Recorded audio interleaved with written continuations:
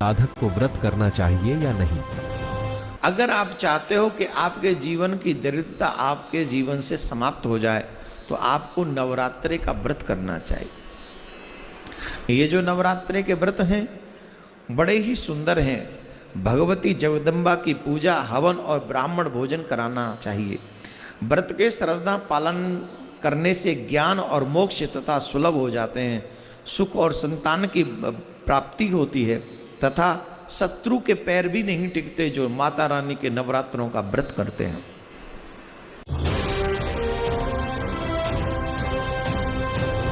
जैसे आज एकादशी है, एकादशी में हमें व्रत करना चाहिए। मेरा भी आज व्रत है, पर कौन सा व्रत है? एकादशी के दिन हमें अन्न ग्रहण नहीं करना चाहिए।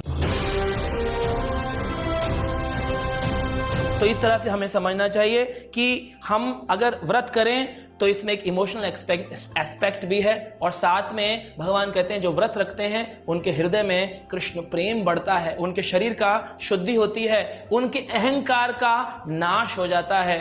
इतने फायदे। मंगलवार का व्रत प्रातः काल सूर्योदय के पूर्व में उठ जाना है। स्नान आदि निवृत्त करने के बाद में बागे श्री हनुमान जी महाराज का स्मरण करना है, उनका दर्शन करना है। हनुमान चालीसा आदि पाठों का जो भी आप पाठ का नियमावली पद्धति में लिए हो उनका पाठ करना है। और व्रत के पूरे दिन कोशिश करें कि कम से कम लोगों को स्पर्श हो।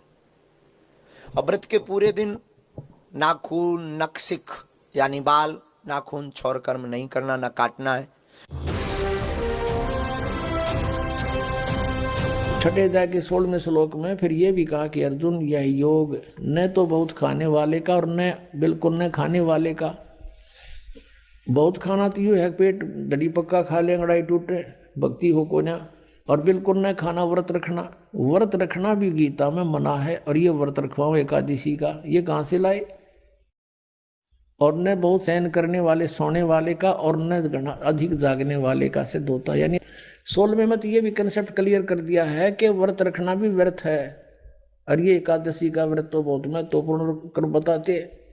तो ये लोक वेद है, दंत कथा है, इनकी वेद शास्त्र विधि रहित ज्ञान है, उसके करने से कुछ भी लाभ नहीं होगा। गीता जी अध्याय नंबर 16 के श्लोक नंबर 23 के अनुसार।